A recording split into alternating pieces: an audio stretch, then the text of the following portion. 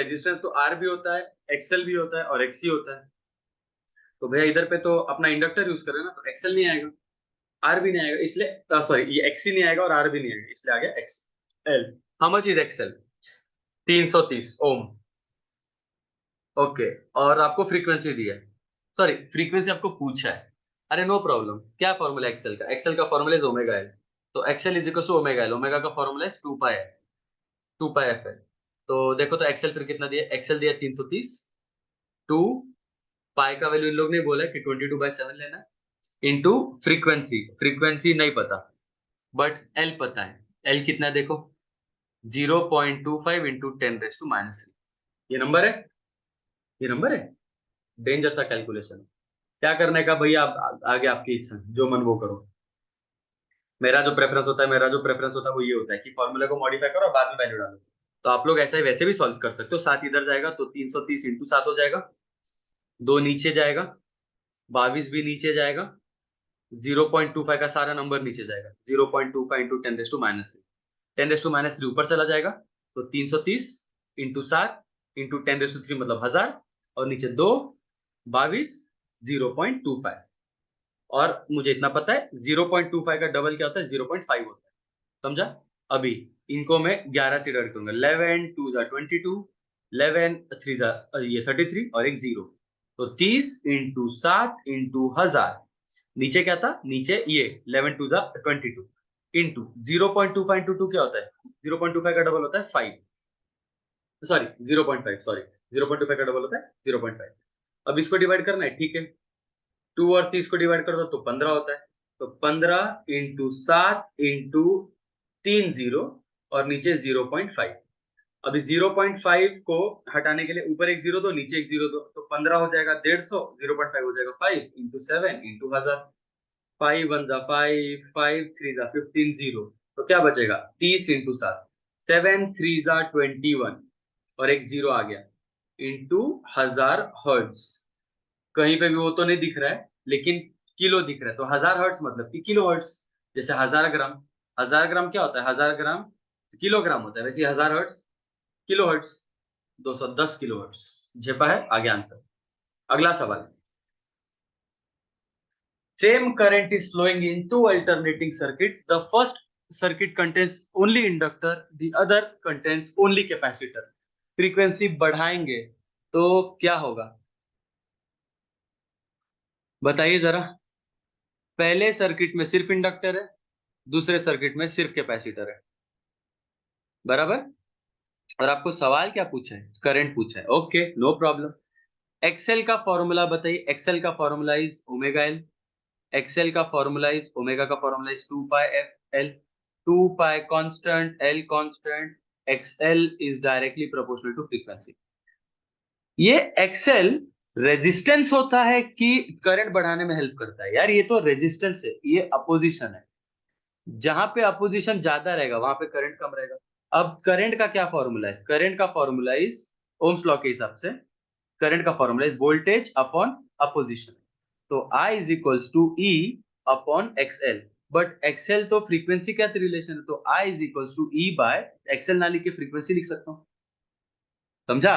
अब मुझे बताओ, फ्रीक्वेंसी अगर मैं बढ़ाऊंगा, फर्स्ट केस में अगर मैं फ्रीक्वेंसी बढ़ाऊंगा तो I कम होगा। समझा? कहां कहां पे डिक्रीज हो रहा है, increase in both circuit wrong, decrease in the first circuit yes, ये तो राइट है अभी तक। पहले सर्किट में करंट डिक्रीज होगा, ये भी इंक्रीज, ये भी wrong. Decrease in both circuits, okay, अभी तक तो ये भी राइट राइट चल रहा है।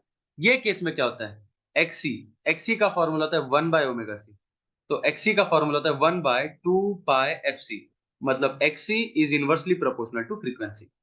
अब करंट का फॉर्मूला क्या होता है, तो करंट का फॉर्मूला होता है voltage upon resistance. How much is resistance, XC, but XC और फ्रीक्वेंसी उल्टा रिलेशन है, तो आई इज प्रोपोर्शनल टू, देखो वोल्टेज तो कांस्टेंट है और एक्सी नीचे है, एक्सी और फ्रीक्वेंसी उल्टा रिलेशन है, जिधर एक्सी उसके ऑपोजिट में फ्रीक्वेंसी होना चाहिए, तो एक्सी नीचे है तो फ्रीक्वेंसी ऊपर जाएगा यहाँ पे।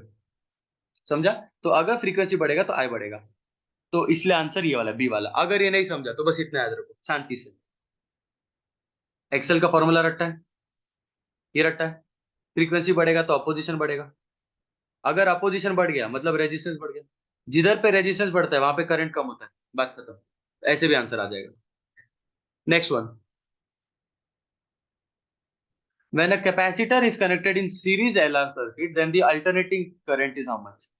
जब आप लोग कैपेसिटर लगाते हो तो क्या होता है, अभी मान लो आपके पास सिर्फ ये LR सर्किट है, सिर्फ LR, तो Z का formula is root R square plus XL the whole square, बराबर। Z होता है अपोजिशन। मुझे बताओ कैपेसिटर लगाने से क्या होगा, कैपेसिटर लगाने से एलआर में अगर आपने एलसीआर लगा दिया, एक सी लगा दिया, तो इधर आएगा z equals to root R square plus plus, पहले सिर्फ एक्सेल था बट अब इसमें से कुछ माइनस हो गया। तो मुझे एक बात बताओ, अगर एक्सेल में से कुछ माइनस हो गया तो पहले सिर्फ एक्सेल था बट अभी थोड़ा सा डिक्रीज वाला टर्म है, तो ये वाला टर्म थोड़ा छोटा हो जाएगा। अगर ये टर्म छोटा हो जाएगा तो टोटल आंसर भी छोटा आएगा। ए बच्चा आप लोग सोचो, मान लो फर्स्ट केस में ऐसा था z equals to root R square plus let से कि एक्सेल का वैल्यू था 4, बस एग्जांपल दे रहा कि एक्सेल का वैल्यू था 4 तो 4 का स्क्वायर वो होता है 16।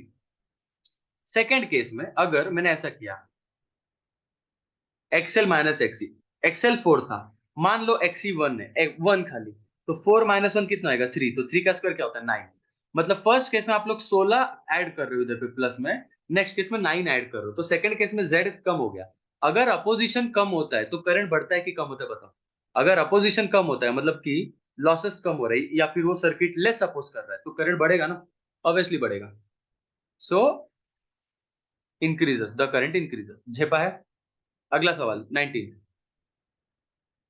An alternating EMF is given. In what time the EMF will have half of its maximum value? अरे अरे अरे अरे, ये कौन से लेसन का सवाल है? सर ने बताया था आपको। कौन से लेसन का सवाल है ये? ऑसिलेशन का सवाल है, एसएचएम वाला। मैंने आपको सिखाया था एसएचएम में नहीं कि एक्स का फॉर्मूला था x equals to a sin omega T, और आपको बोलते हैं कि कब the displacement is half of the amplitude, maximum का हाफ होता है, तो x की जगह पे a/2 लिखो, will be equals to a sin omega T, A उड़ा दो तो you get sine omega T is equals to half, sine of which angle is half, sine of which angle is half, तो 30 degree, मतलब omega T is 30 degree, degree मतलब π/6 बराबर। Omega का formula क्या होता है? ओमेगा का फॉर्मूला होता है 2π/t into small T will be equals to π/6।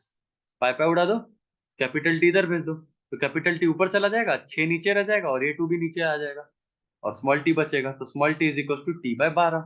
यही चीज आप लोग यहाँ पे सॉल्व करने का है, बस यहाँ पे एक ही फर्क है, ईएमएफ यूज करने का है। E is equals to E naught into sine omega T, और E इज हाफ, बोला ना इधर हाफ ऑफ द मैक्सिमम, तो it is E0/2 will be equals to E0 sine omega T, E0 E0 उठ गया, sine of omega T is half, sine of which angle is half, same. जेपा, तो t/12 answer आएगा इसका। अगला सवाल 20वां। अ 1 microfarad condenser, मतलब ये एक कैपेसिटर है 1 माइक्रोफैरेड का, अपन उसको चार्ज किया 50 वोल्टेज से। The charging battery is then disconnected and 10 milli henry coil is connected और ऑसिलेशन मिल रहा है। What is the maximum current in the coil? क्या सवाल है, क्या क्या क्या सवाल है, वाह मजा आ जाएगा। ये सवाल सॉल्व करोगे आ जाएगा बहुत अच्छे से लॉजिक। डेटा देखते बच्चों की क्या क्या दिया, ठीक है। ओके, समय भी बीत रहा है धीरे धीरे, ज्यादा लेंदी वीडियो नहीं बनाने की इच्छा है मुझे, बच्चे नहीं देखते पूरा लेंदी वीडियो। इधर पे पहले तो कैपेसिटर दिया है, कैपेसिटर कितना 1 माइक्रोफैरेड मतलब 1 इंटू 10⁻⁻⁶। वोल्टेज दिया है, कितना है वोल्टेज 50, बराबर okay. The charging battery is then disconnected, ठीक है, चार्जिंग बैटरी को अपन ने डिसकनेक्ट किया एंड एक इंडक्टर लगाया कितना 10 मिली हेनरी, मिली मतलब 10⁻³ और आपको बोला है कि यहाँ पे ऑसिलेशन हो गया। करंट मैक्सिमम, मैक्सिमम करंट कब होता है? रेजोनेंस पे, रेजोनेंस पे मैक्सिमम होता है, और रेजोनेंस का लॉजिक क्या होता है? XL is equal to XC.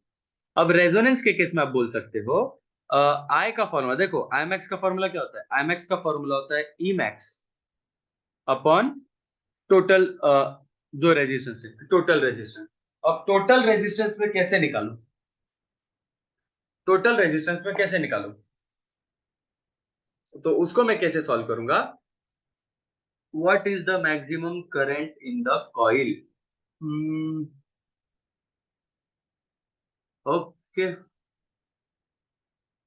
अपन इसको 50 वोल्टेज दिया है ना, ओके ओके ओके ठीक है चलेगा, ग्रेट। नाउ सी, देखते ये डेटा की आवश्यकता थी कि नहीं। यहां तक तो सबको पहले तो क्लियर रहेगा कि कैपेसिटर दिया है, इंडक्टर दिया है, रेजोनेंस का कंडीशन दिया है, यहां तक तो क्लियर है, ठीक है। अभी आपको मैक्सिमम आई पूछा है, आई मैक्स के फॉर्मूले में आपके पास ई मैक्स तो पता है, क्या नहीं पता खाली आपको अभी यहाँ पे जेड नहीं पता, बट जेड क्या लेंगे यार, ये तो ये था ऑसिलेटर था, बराबर ना, ये तो ऑसिलेशन था, तो ऑसिलेशन में तो एक्सएल एक्सी इक्वल है। तो इसमें क्या करेंगे now for solving such type of the questions, what you have to do is, देखिए बच्चों, अगर आप लोग यहाँ पे लॉजिक लगाओगे तो यही प्रॉब्लम है कि सर हमको जेड भी नहीं पता। तो सर ये लॉजिक से तो जा ही नहीं सकते। तो यहाँ पे क्या कर सकते हैं? यहाँ पे आप इतना सोचो, आपके पास सिर्फ एक कैपेसिटर था पहले, और आपने उसको एनर्जी दे दिया। बाद में क्या होगा? वो कैपेसिटर आपने जोड़ दिया इंडक्टर के साथ, बट एनर्जी तो सेम होना चाहिए। भले एनर्जी का ट्रांसफर होगा, मतलब पहले मान लो कि कैपेसिटर 100% था, हो सकता है अभी कैपेसिटर 70% हो और इंडक्टर 30% एनर्जी खाए, बट टोटल एनर्जी सेम रहता है। ठीक है, तो according to law of conservation of energy, the energy stored in the capacitor must be equals to the energy stored in the inductor. जब कैपेसिटर मान लो कि पूरा डिस्चार्ज हो गया, अगर आपका कैपेसिटर आपका पूरा डिस्चार्ज हो गया, तो इंडक्टर में 100% आ गया पूरा फिर कैपेसिटर का। तो आई कैन से कि कैपेसिटर का energy half C V square will be equal to inductor का energy half L I square. तो हम लोग यहाँ पे ये लॉजिक से जाएंगे, क्योंकि यहाँ पे हम लोग रेजिस्टेंस नहीं पता था, रेजिस्टेंस पता होता तो करंट निकाल सकते थे, इसीलिए ये मेथड यहाँ पे काम नहीं आएगा। तो ये मेथड को स्किप करना है एंड ये मेथड यूज करना है। हाफ हाफ उड़ा दो, ये कोई तो न्यूमेरिकल में अपने फॉर्मूला भी यूज किया है। तो C V square is equals to L I square. आपको ढूंढना है आई, तो एल को इधर भेज दो। तो I square is equals to C V square by L, बराबर ना? I I square equals to C V square by L.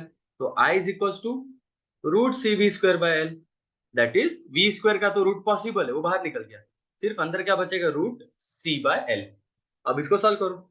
C is how much? 10⁻⁻⁶। L is how much? 10 × 10⁻³ बेटा। 10 × 10⁻³ का मतलब है कि 10⁻1 × 10⁻³ विच इज 10⁻²। तो 10⁻²। इंटू वोल्टेज कितना आपका? 50। अभी 10⁻² ऊपर भेजो तो 10⁻+2 हो जाएगा। तो that will be root of 10⁻⁻⁶ and 10⁻+2 is 10⁻⁴। Root of 10⁻⁴ क्या होता है? Root of 10⁻⁴ 10⁻²। तो 50 इंटू 10⁻² आएगा, वो कितना होता है? 0.5। फिनिश। झेपा है? Very simple. सिर्फ अप्रोच इंपॉर्टेंट है। बहुत बार ऐसा हो जाता है कि अपन एक डिफरेंट अप्रोच से जाते हैं, बट देन वी स्टिक, हम लोग वहां पे अटक जाते हैं, we stuck there, we get stuck. तो उस केस में अपने को एक दूसरा अप्रोच भी याद आना चाहिए कि अपन ने कहाँ पे क्या क्या फॉर्मूले और पढ़े। इसीलिए मैप बनाना बहुत जरूरी है लेसन का, मेमोरी मैप जिसमें सारे फॉर्मूले जाएंगे। अगला सवाल। अगले सवाल में देखो क्या बोला है।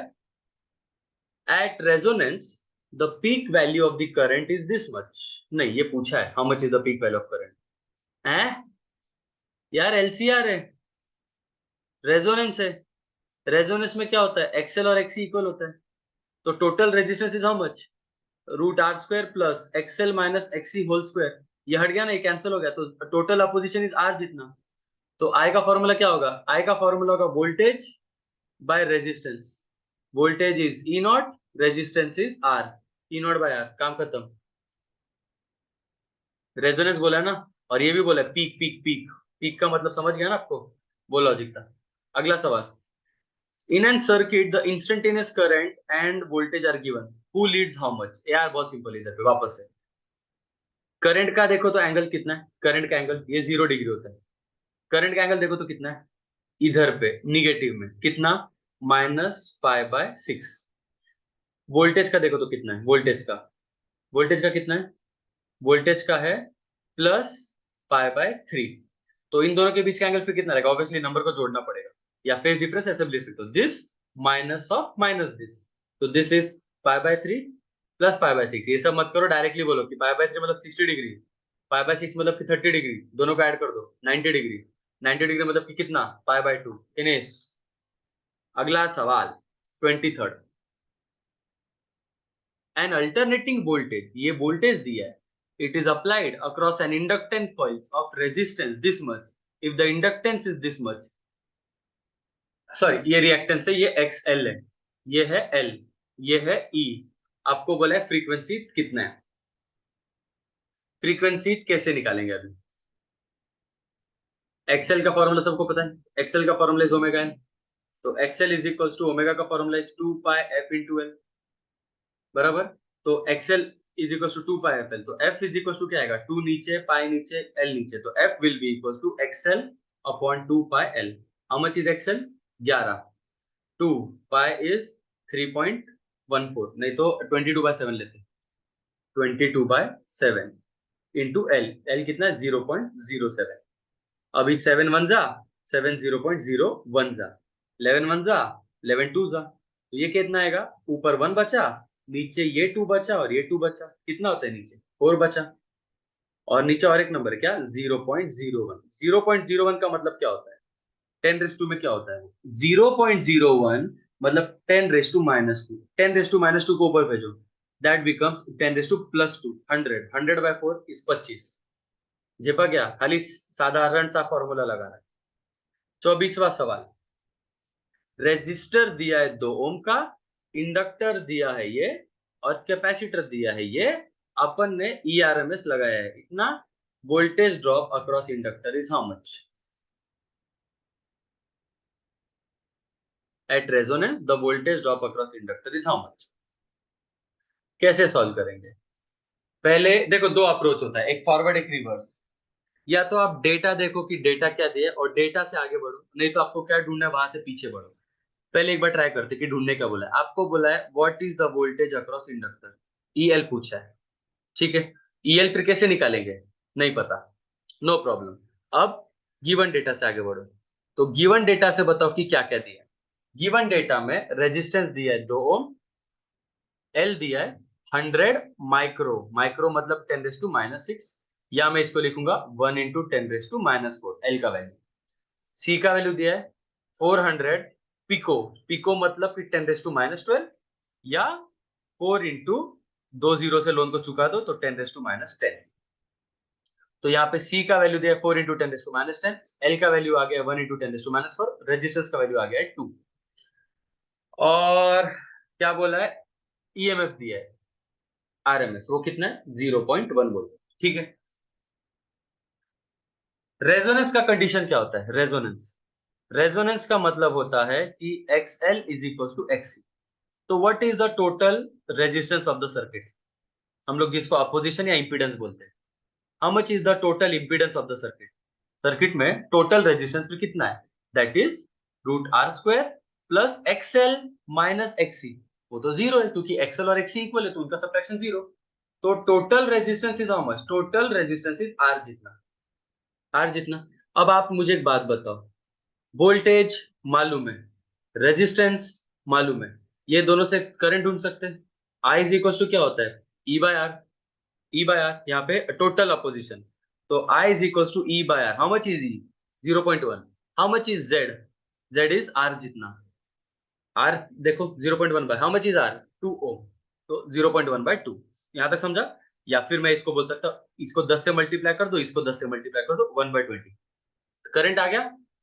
अब उसके बाद देखो, यहाँ पे आपके पास रेजिस्टर था, इंडक्टर था, कैपेसिटर था, आपको सिर्फ इधर का नुकसान जानना है, यहाँ का नुकसान। तो फिर से ओम्स लॉ लगाओ, ओम्स लॉ के हिसाब से क्या होता है, वी का formula V is equal to IR होता है ना, तो I इंटू XL हो जाएगा, क्योंकि what is the resistance of the inductor, that is XL। तो the voltage across inductor is I into XL, XL का फॉर्मूला इज 2πfL। तो EL इज इक्वल टू, ठीक है, EL is equal to I, how much is I, 1/20 into 2 into pi into frequency.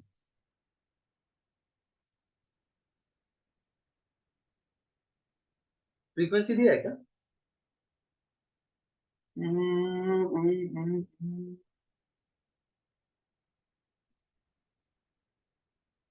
यार frequency निकालना पड़ेगा उसके लिए, shit ये प्रॉब्लम हो गया। देखो अपने को F मिल गया, L भी पता है 10⁻⁴ ये भी पता है, फिर फ्रीक्वेंसी ढूंढना पड़ेगा। फ्रीक्वेंसी कैसे ढूंढते हैं, तो फ्रीक्वेंसी के लिए फॉर्मूला रेजोनेंस है ना, तो 1/2π√LC, याद आ रहा है, तो this is 1/2π into √LC।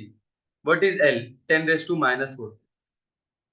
What is C, 4 into 10⁻⁻10। तो दिस विल बी 1/2π, 4 का रूट होता है 2, बराबर।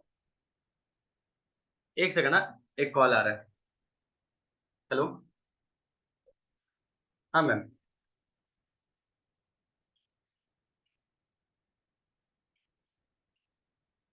तो सैटरडे संडे को, हाँ, जेई का रखा है।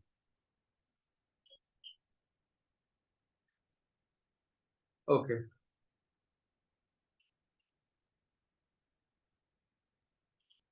हम्म।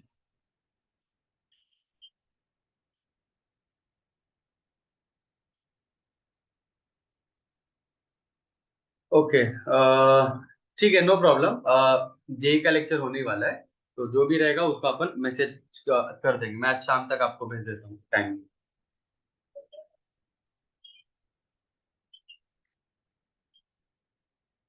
ठीक है।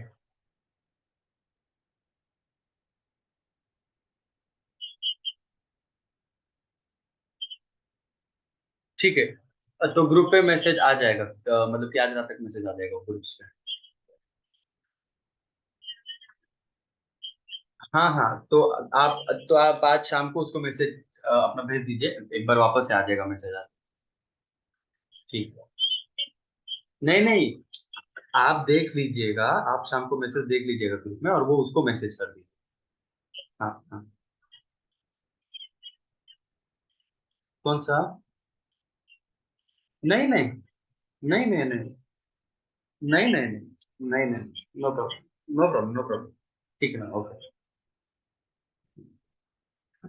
ओके, सॉरी यार, डिस्टर्ब हो गए आप लोग। लेक्चर का कुछ बात चल रहा था। खैर, तो यहाँ पे क्या पे थे हम लोग? 1/2 पाई। हाँ, रूट एलसी। चार का रूट ले लिया दो। बच्चों, 10⁻⁻4 और 10⁻⁻7 का होता है, सॉरी, 10⁻⁻4 और 10⁻⁻7 का होता है 10⁻⁻14। 10⁻⁻14 का रूट होता है 10⁻⁻7। 10⁻⁻7 ऊपर ले लो, तो ये हो जाएगा 10⁻7, और नीचे 2 2 4, 4 पाई। तो फ्रीक्वेंसी मिल गया आपको 10⁻7/4 पाई। ये चीज इधर पे डालना है फ्रीक्वेंसी के लिए। तो I write down E L is equals to 1/20 था ना, एक काम करते, दो और दो उड़ा दो, तो 1/10 आ जाएगा। ऊपर पाई आ जाएगा। और फ्रीक्वेंसी, फ्रीक्वेंसी देखो तो कितना है? फ्रीक्वेंसी था 10⁻7/4 पाई। और यहाँ पे और एक नंबर था 10⁻⁻4। ठीक है। तो पाई और पाई कट, 10⁻4 और 10, सॉरी, ये 10⁻⁻4 और 10⁻7 होता है 10⁻3। तो ऊपर आ जाएगा 10⁻3, नीचे आ जाएगा 10 × 4। तो ऊपर के तीन जीरो, नीचे का एक जीरो उड़ा के ऊपर दो जीरो बचेगा। 100/4 विच इज इक्वल टू 25। जे पाएगा सबको?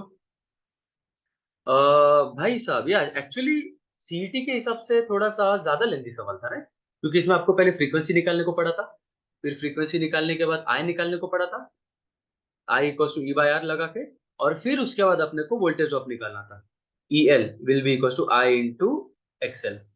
सही क्वेश्चन था। खैर ठीक है, नेक्स्ट आगे बढ़ते हैं।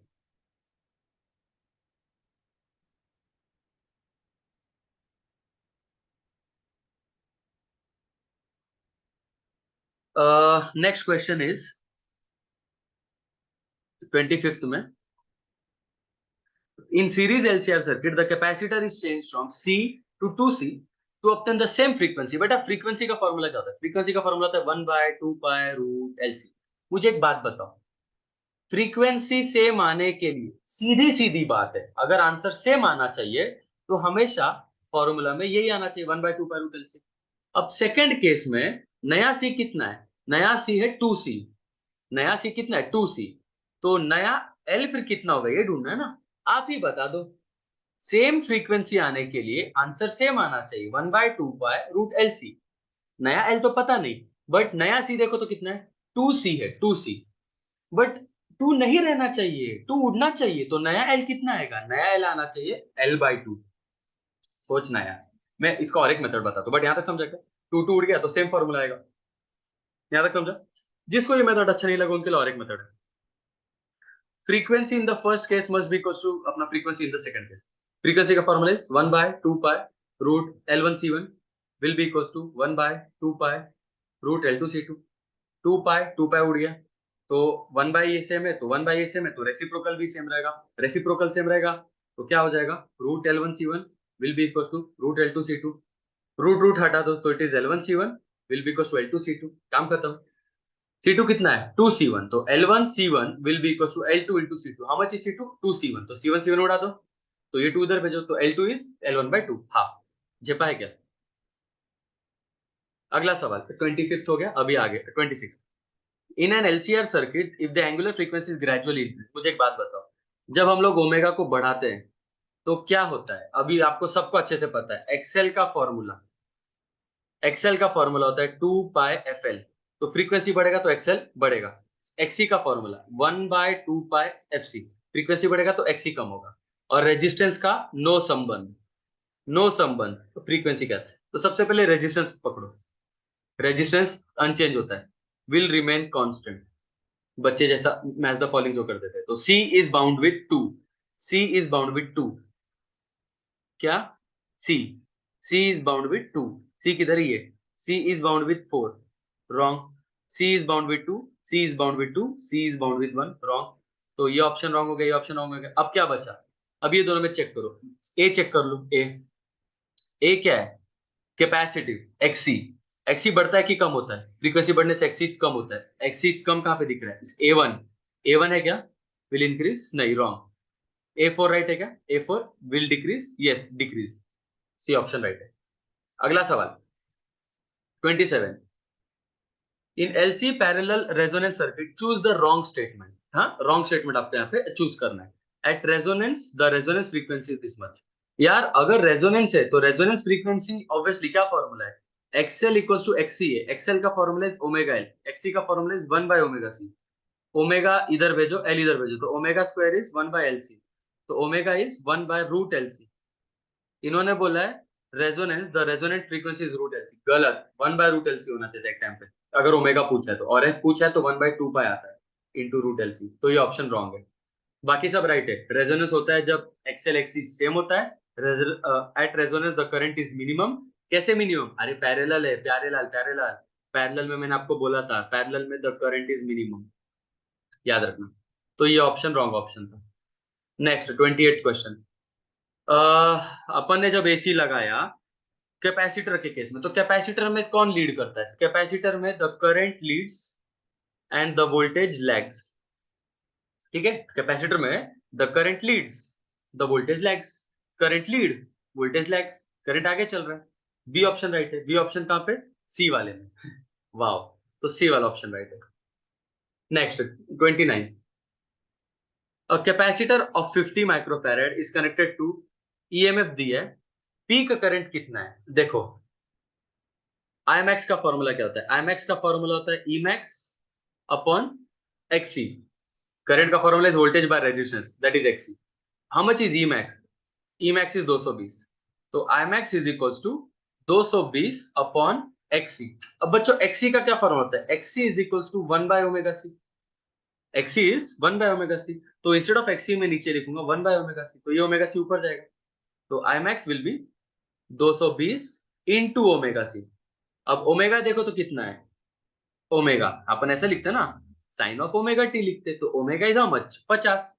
तो I max will be 220 into omega को लिखो 50, और सी कितना है? सी भी 50 है, बट माइक्रो है। माइक्रो मतलब 10⁻⁶।